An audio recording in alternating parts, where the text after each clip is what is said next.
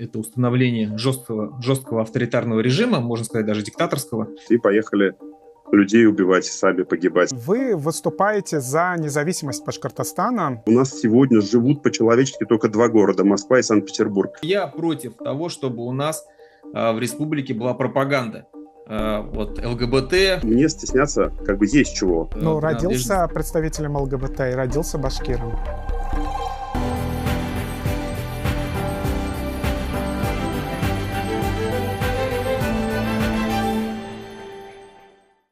Это «Наизнанку» проект о региональной России. Меня зовут Рамазан Алпаут. Здравствуйте. Глава вместо президента, факультатив вместо госязыка, назначение вместо выборов, посадки вместо дискуссий, отправка на войну вместо развития молодежи. Это далеко не весь список того, с чем Башкортостан и другие субъекты Российской Федерации столкнулись после очевидного курса Владимира Путина по сворачиванию федеративных основ российского государства.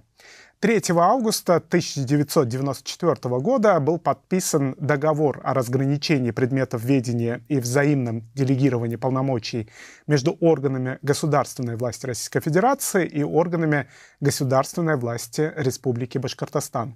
Как известно, по истечению 10 лет документ не был продлен. Такая же участь позднее постигла и аналогичный договор между Казанью и Москвой. Реальный федерализм для России или суверенитет для Башкортостана? О будущем Поволжской республики сегодня поговорим в формате дебатов с башкирским политэмигрантом Русланом Габбасовым. Салям, Руслан. Здравствуйте. Халмагат.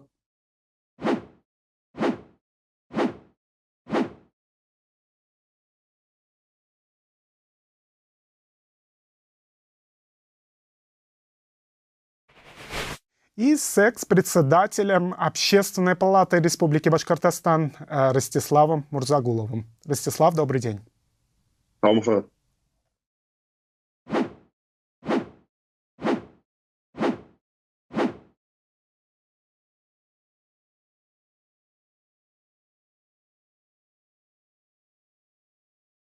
Мой первый вопрос к обоим из вас. Вы оказались вне России. Связываете ли вы курс Владимира Путина по ликвидации федеративных основ России с тем, что вам в конечном итоге пришлось уехать из страны? Давайте начнем с Руслана. Несомненно, конечно же, курс, который начал Путин с прихода к власти, а именно построение вертикали власти, сворачивание этих федеративных отношений, все это привело к тому, что сегодня мы имеем все, да, то есть явление жесткого авторитарного режима, можно сказать, даже диктаторского. В последнее время события как раз это и показывают. Но и подавление любого инакомыслия, преследование любой оппозиции, все это привело к тому, что многие люди, которые думают не так, вынуждены были уехать, многие посажены на сегодняшний день, кто-то убит. Да, это прямой результат того, что, например, почему я нахожусь здесь в эмиграции, именно политика Путина. Ростислав, вы разделяете точку зрения Руслана? Вы тоже оказались в другой стране? С точки зрения очень сложно не соглашаться, потому что здесь любому здравомыслящему человеку понятно, что все то, что наворотил в конце концов Путин, да, то есть все эти разговоры изначальные о том, что вот мы там стремимся за Европой, что мы хотим там со всеми дружить, границы всех стран соседних признаем, все это оказалось банальным враньем и такой спецоперацией для отвода глаз, чтобы его просто не сковырнули сразу. Он просто понимал, что тогда аппарат и люди, которые вокруг него находятся, так называемые российские элиты, они были сильнее него, поэтому он тогда вел такую правильную риторику, такую западническую, но на самом деле, видимо, вынашивал в себе эти имперские КГБшные амбиции с первого дня своей власти, собственно, что сейчас проявилось во всей красе. Но странно и плохо еще и то, что так мало оказалось людей, которые, как Руслан и я, решились уехать, решились уйти из зоны комфорта. Мы жили дома, нам было там, я думаю, что Руслан здесь согласится, намного лучше, чем в эмиграции, потому что это дом, потому что это родные холмы, это родные кладбища. родные избушки, покосившиеся хоть иногда, но да, вот, к сожалению, в основном все остались, и вот 99% из моего круга общения, они остались и либо помалкивают, либо, что еще хуже, поддакивают, а некоторые так вообще оболванены настолько, что собрались, сели в автобус, когда глава пришел и заставил это сделать, и поехали людей убивать, сами погибать. И у меня уже не один, не два односельчанина из 2 деревень, где я рос, к А сожалению, погибли. проблема только в Путине или все-таки это что-то общее? Я имею в виду Проблема ту имперскость, о изначально. которой вы сказали. Ну, рыба же гниет с головы, на самом деле. Я же помню, как все начиналось, да. Я же с 90-х годов там где-то работаю рядом с российскими какими-то вождями той или иной величины. И поначалу-то там все были либералы, все были демократы, все были за Европу, все были за Америку. Я еще в 2006 году и в 2007 году по обменам ездил как молодой российский политик в Америку, в Европу. Мы там ходили по всем президентским офисам, мы жили в семьях, то есть как бы движение-то шло поначалу вроде бы в нормальном направлении, да, ну а потом кто все это развернул? Ну, понятно, что Путин один бы это, наверное, не сделал, вокруг него, наверное, была какая-то банда такая, которая всегда была рядом и которая всегда вынашивала вот эти вот мерзкие идеи. Но я могу сказать за как бы большинство людей, которые были вот так сказать, российском бизнесе, в политике, да, в медиа, где я вот находился, они не были упырями, они не хотели ни с кем воевать. И, в общем-то, грубо говоря, их аккуратненько так вот поднастроили, где-то кого-то обманули, кого-то заставили, кто-то просто оказался свиньей, соглашателем, как, к сожалению, многие мои друзья бывшие. Ну, собственно говоря, вот так к этому все пришло. Но сегодня Путин, если будет устранен, я думаю, что проблема таким образом решится, поскольку все-таки мир показал, что долго с этим всем дерьмом мириться не собирается. Именно с этим, я так понимаю, связана ваша позиция. Вы против независимости регионов и распада России. Вы считаете, Нет, я что... немножко по-другому здесь бы, Рамазан, поставил акценты. Я не то чтобы против вот чего-то. Я вообще ничего не должен решать за всех, и ни один человек не должен решать за всех. То есть, на самом деле, я категорический демократ, либерал. Я считаю, что все должно решаться людьми, все должно решаться не только, причем большинством голосов, да, потому что это такая ложная демократия. Голос каждого должен быть слышен, и, соответственно, в соответствии как бы с запросом человека и по наличию возможности, там, где заканчивается свобода одного, начинается несвобода другого, да, мы все это знаем, эту формулу, и, соответственно, как бы все-таки должен быть какой-то баланс, всем должно быть хорошо. Если какой-то из регионов точно совершенно захочет из России уйти, и там вот прям вот подавляющее большинство людей, и это никого не будет ущемлять, все захотят выйти из состава России, я думаю, что точечно это произойти может. Другое дело, что я с точки зрения логики просто не очень понимаю вот такого процесса. Если, например, в России случится парламентская республика, если в России случится подлинный федерализм, а А вы в федерализм это подлинный... верите? Я думаю, что когда-то в России это 100% случится. Вопрос лишь в том, когда. А у нас есть Поэтому... исторические какие-то прецеденты, когда это происходило? В России была Новгородская республика, да, тогда достаточно демократично все было. В общем-то, да, есть такой прецедент. Потом, более того, у нас в Башкортостане, здесь Руслан соврать не даст, в общем-то, до царизма и до вот того, как они завинчивать начали гайки еще там несколько сотен лет назад, вполне себе люди собирались, все обсуждали, голоса людей были слышны, не было никакого вождизма у нас никогда. Мы были вольными людьми. Я сейчас не понимаю, что произошло с нами, почему все наши соотечественники дружно, как бараны, идут на заклание, идут становиться убийцами. Руслан, у меня тот же вопрос к вам. Можно ли преобразовать Россию и сделать из нее реальную федерацию? Ну, я начну с того, что я не согласен с Ростиславом по поводу того, что вот Путин и только его команда сделали Россию такой, какая она есть. Я помню 90-е годы точно так же, и я помню РНЕ, вот эти вот организации, которые вовсю набирали популярность, вот этот вот русский национальный шовинизм, который рос, и вот эти фильмы «Брат», «Брат-1», «Брат-2», где все это пропагандировалось прямо открыто, да, презрение к украинцам, там, каким-то либо другим народам, к чеченцам и так далее. Поэтому это все живо, это живо в народе, в русском народе в первую очередь, конечно же. Конечно же, не весь русский народ такой, но, к сожалению, вот те преобразования, которые начались с распадом СССР, в основном народ воспринял и то, что дал Запад, да, вот этой новой стране России, народ воспринял как слабость, а не как доброту. И все вот эти постоянные шуточки про Америку, про Гейропу, про вот мы вам еще покажем и так далее, это вот все Путин и все его команды, они видели это, конечно же, они жили с этим, и они впитывали это, и они просто реализовали то, что хочет народ в первую очередь. Потому что мы все помним все вот эти высказывания по поводу других национальностей, и чурки, и узкоглазые и так далее. Все это было еще и в Советском Союзе. Все это пришло дальше. То есть, но когда появилась свобода слова, все это открылось в еще больших, да, масштабах. По поводу же того, что верю ли я в реальный федерализм, нет, не верю, потому что у нас на сегодняшний момент уже это вторая федерация, да, мы помним, даже, можно сказать, третья. Первую просто не дали состояться, когда был переворот коммунистический.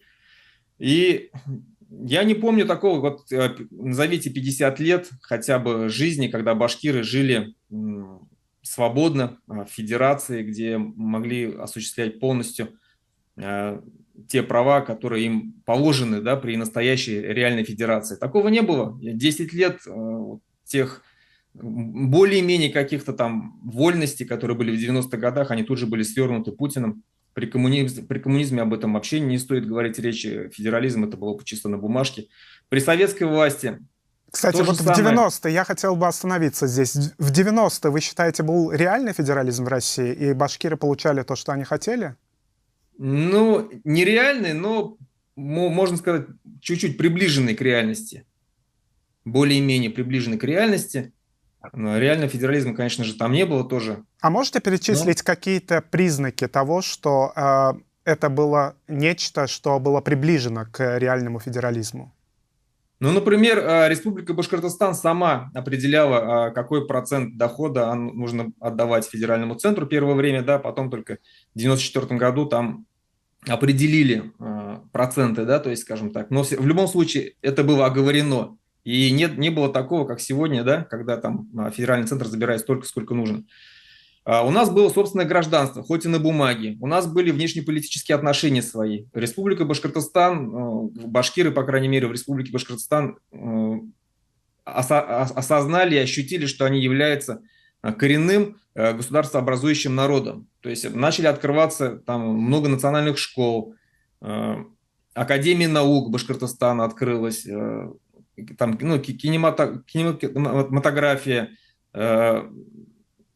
ну, много чего, да, то есть для Республики Башкортостан дороги начали строиться, газификация начала прокладываться. Все это за счет Республики Башкортостан. То есть, да, там федеральный центр практически не вкладывался. Но вот это и есть реальный федерализм, когда республика занимается сама собой.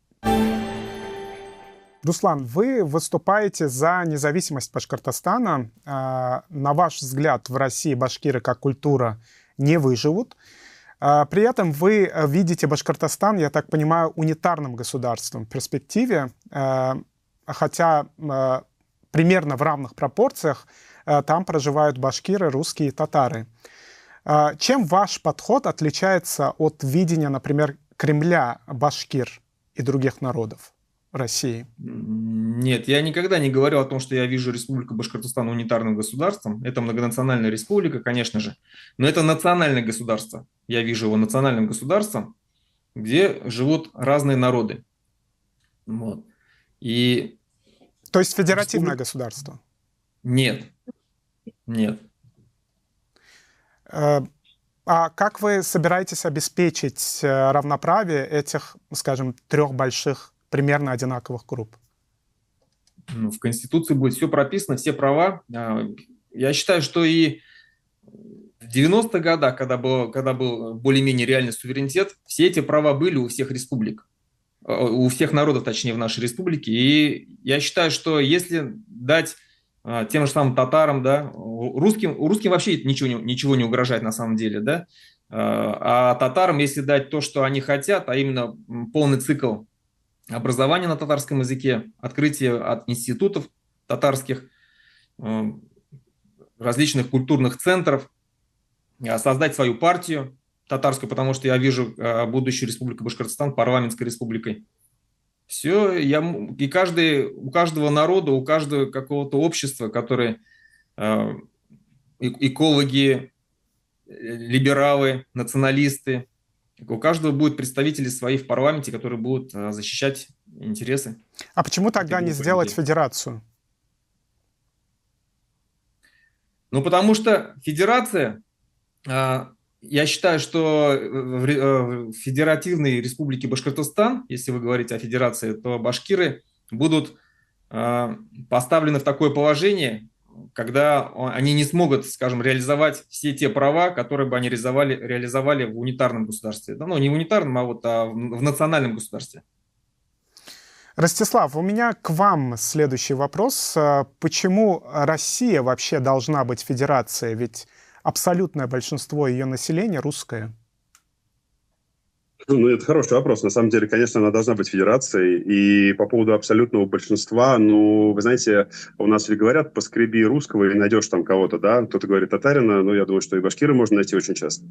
Вот, поэтому здесь, безусловно, если сейчас попытаться сделать то, что сейчас на самом деле пытается делать Путин, то закончишь как Путин. А Путин закончит, безусловно, взрывом, в том числе и на национальной почве, поскольку сегодня Россия – это страна, где жестко ущемляются права регионов, особенно национальных регионов. У нас сегодня открыто провозглашена абсолютно фашистская политика. У нас сегодня поются песни «Я русский». У нас сегодня провозглашается русский язык и русский народ как государство, образующее в Конституции, которую приняли вот эти поправки на пеньках. Значит, и, соответственно, абсолютно ущемленными себя чувствуют народы. Мы абсолютно снова являемся колонией Москвы, из которой высасываются все ресурсы, которые не оставляют ничего на развитие, а то те скудные крохи, которые еще и были, заставляют сегодня еще и тратить на войну. Поэтому сегодня Россия – это государство, которое нуждается в том, чтобы его перепрошили, чтобы дали равные права Москве и регионам. У нас сегодня суперцентрализированное государство. У нас сегодня все деньги собираются в Москве, и у нас сегодня живут по-человечески только два города – Москва и Санкт-Петербург. Ну, может быть, еще Грозный и Казань чуть-чуть, но тоже, знаете, как бы в пользу бедных разговоров. Поэтому, безусловно, Россию переделывать нужно. Другое дело, что полностью, например, становиться автономным Башкортостану, который все-таки не имеет общих границ с другими странами, кроме России, это просто с точки зрения современной экономики нелогично, поскольку вот живя много лет уже в Европе и поучившись в Европе, поработав в международных организациях, я понимаю важность открытой торговли в первую очередь. И вот если этого не будет, то Башкортостан, если, например, он вдруг объявит независимость внутри территории некой России, то, конечно, тяжело будет выживать экономически. И тех больших успехов, на которые Руслан рассчитывает, конечно, не будет. Но вот это вот такой дискуссионный вопрос. Я уверен, что сейчас ему есть что возразить. Ну, тем более, что мы знаем, как так получилось, что Башкортостан не имеет внешних границ. Там очень маленький коридор находится между Казахстаном. Сделано, конечно. Да. И не считаете ли вы, что это нужно исправлять? Вы знаете, я как раз отношусь к тем, кто не считает вообще возможным никакие границы перекраивать, потому что так мы можем дойти быстро до путинизма, да, который нашел какие-то нелепые оправдания о том, что там, значит, 800 лет назад вот Рюрик, крещение Руси, там то сё, и вот надо срочно всех начать убивать. Я считаю, что границы должны быть незыблемыми. То есть, если это даже нарисовано если так, они созданы таким образом они созданы специально? абсолютно фиктивно. То есть там в куче в Челябинской области населенных пунктов с названиями абсолютно башкирскими. Все мы их знаем. У нас там зачем-то вгрызся в нас там как бы да там кусочком Челябинской области поселок Минияр, да, который и звучит по-башкирски, и выглядит по-башкирски. Там люди, которые живут, и фамилии у них башкирские. Оренбургская но я область? против войны любой, понимаете, Рамазан? Если Башкортостан договорится с Оренбургской областью? А договориться по-хорошему, как вы предлагаете это? То есть почему должна соглашаться Россия на это? Конечно, она не согласится. Ну, возможно, ситуация будет другой, если уж дойдет до распада и Если объявления вдруг случится суверенитета. какая-то волшебная ситуация, когда вдруг какой-нибудь новый президент России, супер-мега-либерал, скажет, что вот мы отдаем вам эту часть Башкортостана, и у вас появится выход на казахстанскую границу, я лично буду только рад. Но еще раз я подчеркиваю, лучше, когда экономически есть единство, а вот политически лучше, когда есть самостоятельность. На самом деле это часто достигается и в рамках границ одного государства. Посмотрите, например, в Соединенных Штатах Америки сегодня даже не губерния, там совершенно даже графство, так называемое, каунти, очень многие вопросы решает. То есть даже вопрос, например, введения там условно сухого закона. И это решается на уровне даже не областном, что у нас это называется, да, в России. Поэтому эти права могут быть обеспечены. Права развития культуры, развития языка, безусловно, необходимые, потому что сегодня мы находимся в загоне, потому что сегодня действительно они превращают это все в абсолютно русское пространство и всех заставляют становиться русскими. Уже звучат речи в исполнении депутатов. Они пробрасывают эти свои шарики пробные. Говорят о том, что вы, башкиры, кавказцы и так далее, вы все русские. Они пытаются заставить нас это говорить о себе. Но вот это вот, конечно, ни в какие ворота не лезет. И это то, что должно быть в первую очередь вышвырнуто куда-то на свалку истории. Мой следующий вопрос к Руслану. Руслан, представим, что в Москве сменится власть, отменят общефедеральный язык, регионы получат самые широкие полномочия, за центром останутся только вопросы координации внешней политики и оборонной политики, скажем. Вас устроит такое? Вы согласитесь остаться частью России? Нет, потому что для этого есть веские причины и примеры из истории. И башкиры, допустим, 3 раза подписывали тот или иной договор с этой силой, да, вот, которая сидит там в Москве или в центре. И все 3 раза эти договоры были нарушены в одностороннем порядке. Первый договор был с Иваном Грозным, второй договор был Заки Вализи с Лениным, третий договор был Муртазы Рахимова с Ельциным. И все 3 договора были нарушены. Нет никаких гарантий, что новый договор какой-то, да, или мы останемся, те широкие полномочия у нас не отнимут через 10, через 30 лет, даже если. Зачем наступать на одни и те же грабли? То есть вы не верите в то, что заключенный договор с Россией может просуществовать долго? Вся история взаимоотношения башкир и этого государства российского, да, или советского, или как, этой империи, да, говорит о том, что она никогда не держит свое слово. Вот я абсолютно не вижу никаких причин, почему нас опять не закабалят в очередной раз. Потому что все те сегодняшние либералы, которые хотят вместо Путина прийти к власти, они абсолютно не, скажем так, не замечают нас. Они абсолютно говорят о том, что мы не способны ни на что мы не сможем выжить. Я помню, что то же самое говорили литовцам, когда они в 1991 году собирались отделяться. Однако сейчас это прекрасное независимое государство. Эстония, которая имеет по численности своего народа меньше, чем башкир, они живут прекрасно, у них все на эстонском языке. Одна из самых, не из самых развитых, но очень развитая страна в Европейском Союзе. Поэтому я не верю, абсолютно не верю, потому что много раз обманывали, обманут в очередной раз.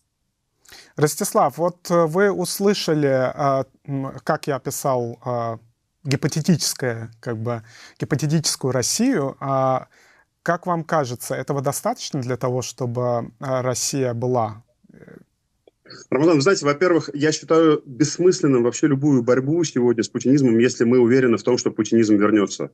Люди такие, как Руслан и я, те, кто воюет сегодня с путинизмом, да, и получили за это все возможные уже приговоры всех судов, каких возможно в России, должны понимать, что мы в первую очередь должны переделать всю страну. И когда мы ее переделаем, тогда будет возможность по-другому зажить и у Башкортостана, и у Башкирии, и развиваться по-другому. Потому что если мы сегодня согласимся с тем, что после Путина будет опять Путин, тогда ничего хорошего не будет ни для украинцев, ни для башкир, ни для татар, ни для Кавказа, ни для кого. Потому что если сегодня опять Россия пойдет на очередной круг имперства, то это действительно, здесь Руслан прав, и с ним невозможно не согласиться, это закончится опять трагедией для очень большого количества людей, для большого количества народов. Соответственно, когда сегодня начнутся перемены в России, а они начнутся точно, и когда мы все сможем в этих переменах участвовать, надо будет участвовать в них так, чтобы Россия никогда больше не стала вот этой вот монархией. Россия должна быть сама, в первую очередь, парламентской республикой. И Россия должна быть республикой такой, где слышат голоса регионов. А некоторое время в России такое было. Здесь все-таки надо напомнить, что одно время в Башкортостане была замечательная возможность развиваться. И тогда, собственно, все развитие, которое было, и случилось.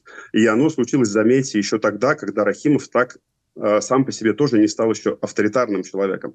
Тогда, как в последние годы, вот он таким все-таки был, и надо это признать. И, соответственно, пока вот в Башкирии, в самой Башкортостане была вот эта возможность друг с другом спорить и решать какие-то вопросы сообща тем, кто участвует в, значит, этом обсуждении, вот тогда мы развивались нормально. Если снова будет такая возможность, если в России будет парламентская республика, если в России тоже все будет решаться большим количеством людей, а не одной маленькой группы людей, узурпировавших власть, тогда я думаю, что я в таком Башкортостане согласился бы формально находиться в составе России, но с большими оговорками. Я готов оставаться только в таком Башкортостане, где, простите меня, Путин лесников не назначает. Сегодня, я сейчас не шучу, Руслан не даст соврать, я не шучу, лесников в Башкортостане назначает Путин. Ему виднее, кто у нас должен охранять наш лес, наш башкирский лес. Понимаете? И вот эти вот все бредни, если мы устраним, если мы сами будем решать, сколько мы изучаем свой родной язык, если мы сами будем решать, сколько у нас на телевидении вещают на нашем языке, если мы сами будем решать, каким образом на культурных мероприятиях представлены те или иные этносы и так далее, если мы будем сами решать, в конце концов, кто в парламенте представлен, какие действительно партии, и действительно я считаю, что там должно быть очень много разных партий. Может быть, там будет партия какая-то пророссийская, может быть, там будет партия, которая очень любит все татарстанское, может быть, там будет какая-то партия, которая любит, например, одну из религий. Я не знаю, может быть, будет и так. Но кстати, самое важное, чтобы все это происходило. Вы находитесь в Каталонии, и там есть сепаратистские партии, которые выступают за независимость Да, от я нахожусь в Каталонии, но мне гораздо больше нравится пример Литвы, уже вышеупомянутый, потому что там действительно удалось построить такое национальное государство, которое не отвернулось от тех, кто живет на своей собственной территории. Понимаете, я жил год почти в Литве,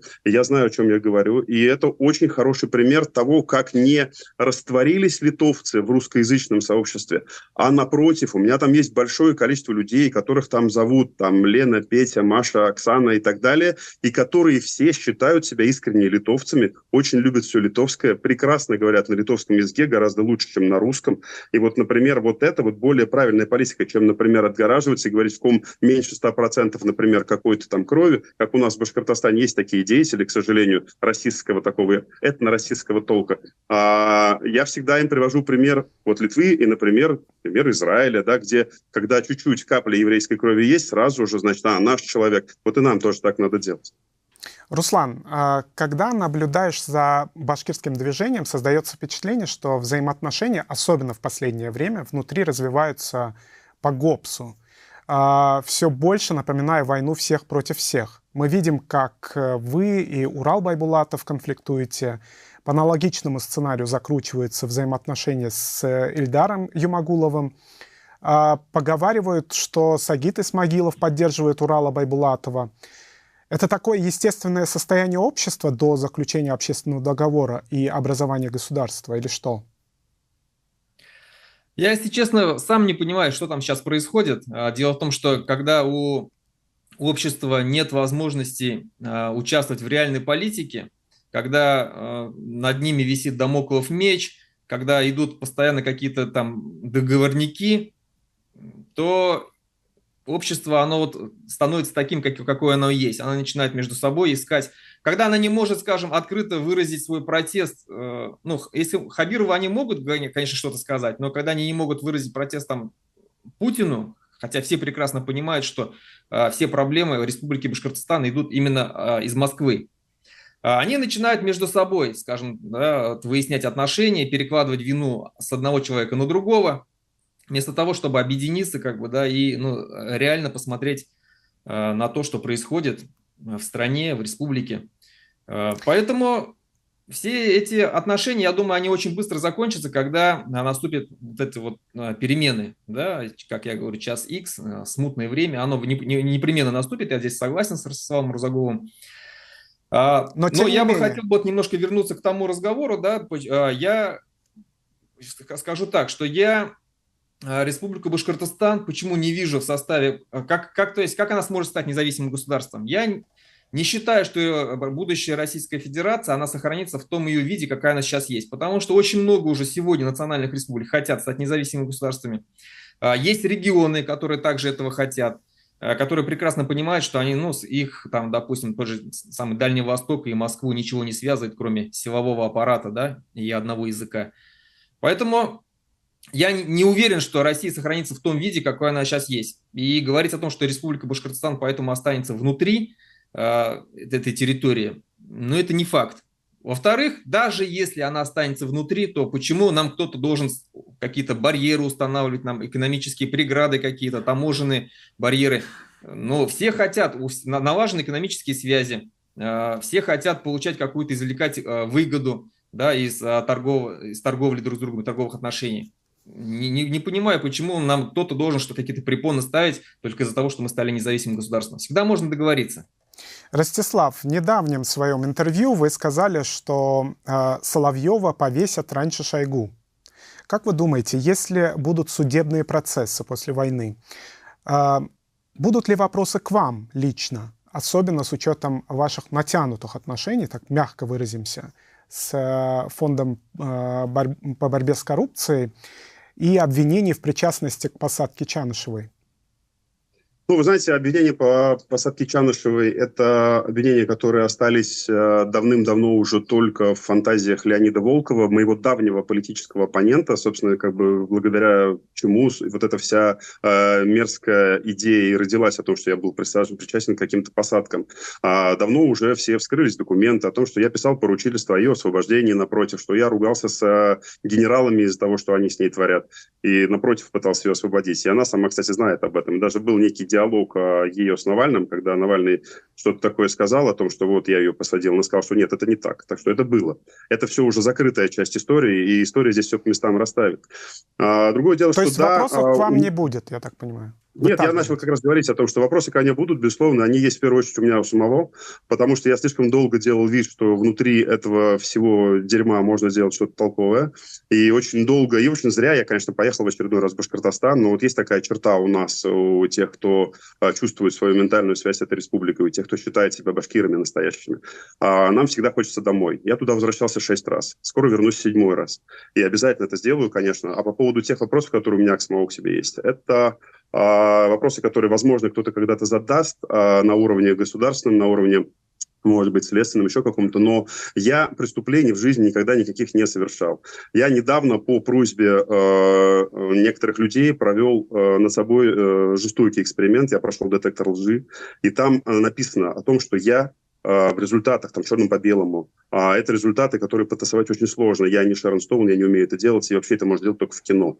Так вот, в этих результатах сказано, что я никогда ничего не воровал, я никогда никого не убивал, никогда никого не ограбил, не изнасиловал, не посадил в тюрьму и так далее. Поэтому мне стесняться есть чего. Но тяжелых преступлений, которые мне приписывают мерзавцы вроде Волкова, мне не надо, потому что я сам с ним отсужусь, и он получит свои приговоры за то, что он распространял обо мне вот это все вранье, которая провернута много раз, но, к сожалению, вот сейчас такие приличные люди, как вы, снова поднимаете этот разговор. А вопросы, которые у меня к себе есть, они очень тяжелые, на самом деле. Мне с этим тяжело живется сейчас. Мы не можем не поднимать те вопросы, которые нам задает наша аудитория. Да, вы правильно делаете. И я еще раз говорю, у меня есть тяжелые вопросы к самому к себе, потому что мой кирпичик в основании этого отвратительного здания, которое называется путинская власть, которое называется путинизм, он, безусловно, есть. И пусть там я себя много лет обманывал, что я занимаюсь хорошими делами, я тащу в Россию Олимпийские игры, я занимаюсь реформой ЖКХ и так далее и тому подобное. Это все, конечно, самоуспокоение, потому что в любом случае, чем бы я ни занимался, это все-таки были кирпичи в основании этого фундамента. Я хотел бы вас попросить сделать приоритет по своим вопросам. Я предварительно говорил подготовить по 2 вопроса, но сейчас из-за времени я вынужден попросить вас задать по 1 вопросу. И пока вы готовитесь, я хотел бы напомнить, что вы смотрите YouTube-канал «Идел Реалии», проект о региональной России наизнанку. Обсуждаем сегодня Башкортостан. У нас в гостях политэмигрант Руслан Габбасов и публицист из Башкортостана Ростислав Мурзагулов. Если вы готовы, Руслан, я хотел бы вас попросить задать первый вопрос Ростиславу. У меня вопрос такой к Ростиславу. Каким вы видите будущее башкирского народа и Республики Башкортостан в обозримом будущем через 25-30 лет в условиях, что если ничего не изменится или вот о той стране прекрасной России будущее, о которой вы говорите, что никто же не дает гарантии, да, что через 15-20 лет и вместо условной Юлии Навальной придет условный Стрелков-Гиркин, да, и вновь все повторится. И вот каким вы видите тогда будущее башкирского народа в этих условиях? Сейчас и через 15-20 лет. Спасибо за вопрос, Руслан. Я вижу будущее примерно таким. Я надеюсь, что Россия будет чем-то очень похожим на Евросоюз. Более того, я надеюсь, что она, если в этот Евросоюз не будет входить напрямую, то хотя бы как-то ассоциировано, что будут какие-то отношения, безвизовый режим. И, соответственно, внутри этого Евросоюза, если Башкортостан сумеет повторить успех Литвы, я буду счастлив. Я буду считать, что моя миссия в жизни выполнена, если я хотя бы немножко в этом поучаствую и если немного помогу этому движению. То есть, когда, грубо говоря, все, кто живут в Литве, считают себя литовцами, прекрасно говорят по-литовски, развивают литовскую культуру и участвуют с удовольствием во всех мероприятиях, связанных с развитием государственности, языка и, опять-таки, культуры. Соответственно, вот если будет такое будущее у Башкортостана, то я считаю, что мы не зря тогда пылили, не зря ругались, не зря были оппозиционерами. Секунду тогда, да. Но я же хочу уточнить, что Литва – это независимое государство. Вы говорите о том, чтобы республика осталась в составе федерации. Это разные вещи. Я же говорю о том, что я идеальной моделью вижу Евросоюз, Руслан, потому что действительно там каждая страна остается независимой, она остается свободной в определении своих политических каких-то реалий, но при этом самое важное, еще раз, современный мир построен так, что если нет границы формальной, если есть свободная торговля, тогда есть развитие. Вспомните, какой была Литва в советское время. Это было, простите меня, обычное совковое местечко. Когда она стала частью Евросоюза, где есть свобода, в том числе и торговли. Ну, кстати, здесь не только о торговле нужно речь вести, потому что другие свободы и права человека, которые в Литве есть, это тоже было очень мощным толчком для развития сегодня этого государства, которое действительно живет сегодня очень здорово. К сожалению, намного лучше, чем Башкортостан наш родной. И вот, соответственно, если даже это будет формально называться не, например, государство независимое, а, например, Республика Башкортостан, или как в Соединенных Штатах, state, государство, которое входит в United States, по сути, сегодня Евросоюз к этому идет, United States of Europe, в том числе, кстати, об этом речь идет, и многие говорят именно такую даже формулировку. Соответственно, вот это, мне кажется, будет идеальной моделью как раз. Ростислав, ваш вопрос Руслану. Вы знаете, Рамазан, у меня этот вопрос, как это ни странно, практически отпал за то время, что я Руслана послушал, поскольку у меня, честно говоря, были сомнения по поводу его действительно какого-то такого политического вождизма. Да? Я считал, что он достаточно авторитарный человек, но тогда, когда он мне рассказал о своем политическом устройстве в его сознании, да, устройстве будущего Башкортостана, где Башкортостан – это парламентская республика, где есть все партии, где все голоса слышны, в том числе голоса моей либеральной партии, Руслан, где я буду сидеть крутая и тебе часто очень возражать, а ты будешь часто ругать меня, и это будет нормальный политический процесс. И, соответственно говоря, если вот все так, тогда у меня вопрос звучит так. Правильно я тебя понял, Руслан, что вот так вот будет, как сейчас я описал? Прежде чем ответить на вопрос, я скажу по поводу того, что вы, Ростислав, ошибаетесь, как и многие либералы, которые видят прекрасную Россию будущего и говорят как примере Евросоюза. Дело в том, что Евросоюз был создан из независимых государств, которые уже были независимы, которые сформировались как независимые государства со своей независимой экономикой, политической системой и так далее. Мы не были независимыми, и из одного состояния вхождении в этом государстве переходить в другое, я в этом вообще не вижу никакой разницы. Отвечая на ваш вопрос, да, у нас есть проект будущего независимого Башкортостана, который мы написали буквально, давно уже, да, практически 2 года, и выложили на всеобщее обозрение. И у нас там действительно мы считаем, что наша Республика Башкортостан обладает, в принципе, всеми возможностями для того, чтобы мы жили как прекрасно развитое, хорошее демократическое государство, где религия будет отделена от государства, где у нас будет парламентская система, где у нас будут все народы, которые населяют, будут иметь не только полную систему образования, но также они могут у себя в местных властях, да, вот в сельсоветах, допустим, вести делопроизводство на своих родных языках. Поэтому у нас будет своя армия, у нас будет своя полиция, как, допустим, даже вот баски, те же самые сегодня в Испании, хоть и получили расширенную автономию, но они имеют свою полицию, у них своя налоговая система, то есть у них свои партии. Хотя они до сих пор этим недовольны, и они борются за независимость. Вот Республика Башкортостан, я считаю, обладает всеми возможностями. У нас огромный промышленный потенциал, у нас хорошая природа, у нас все возможности для ведения сельского хозяйства. У нас хорошие люди, умные люди. Так что я не вижу никакого смысла оставаться в этой стране для того, чтобы ее кормить. И мы Можно уточняющий вопрос, Рамазан, я задам Руслану? Очень коротко, очень коротко. Да, очень коротко. Руслан, очень часто в среде башкирской есть достаточно негативное отношение к, я не говорю именно о сексуальных меньшинствах, к меньшинствам разных родов. Как вы к ним относитесь? Как вы будете или не будете поддерживать такие тренды или сопротивляться им?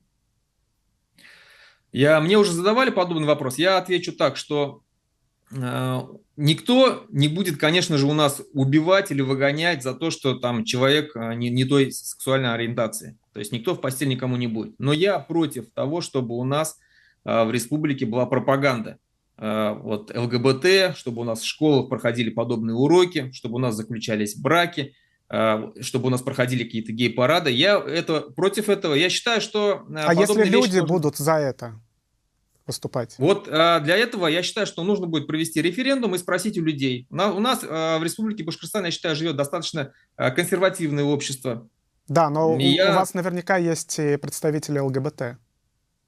Ну, конечно, есть. Поэтому я же говорю, никто не будет их выгонять, естественно. То есть они как жили, так и будут жить. Но выставлять вот это вот, да, свою принадлежность к ЛГБТ, я считаю, что это неправильно. А чем это отличается от того, что выставлять свою башкирскую идентичность, например? Ну, это абсолютно разные вещи.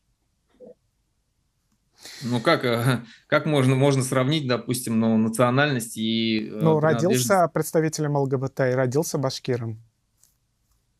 Почему это родился, но его же никто за это не ущемляет. Пожалуйста, пусть там с кем он хочет строить отношения, пусть строит. В конце каждого выпуска мы задаем нашим гостям один и тот же вопрос. Попрошу на него ответить очень коротко. Ростислав, а что после Путина? После Путина все будет хорошо. Точно, я узнавал. Спасибо. Руслан, аналогичный вопрос к вам. После Путина будет большая смута. Возможно, будет где-то какие-то конфликты. Но я уверен, что действительно, да, после Путина наступят такие времена, когда мы все-таки обретем свою независимость. Я и говорю о башкирах, о Республике Башкортостан. Все, что будет там с другими, меня мало волнует. Сегодня мы беседовали с башкирским политэмигрантом Русланом Габбасовым и экс-председателем Общественной палаты Башкортостана Ростиславом Мурзагуловым. Это «Наизнанку» — проект о региональной России. Читайте наши материалы на сайте idalreal.org и в наших соцсетях. До новых встреч!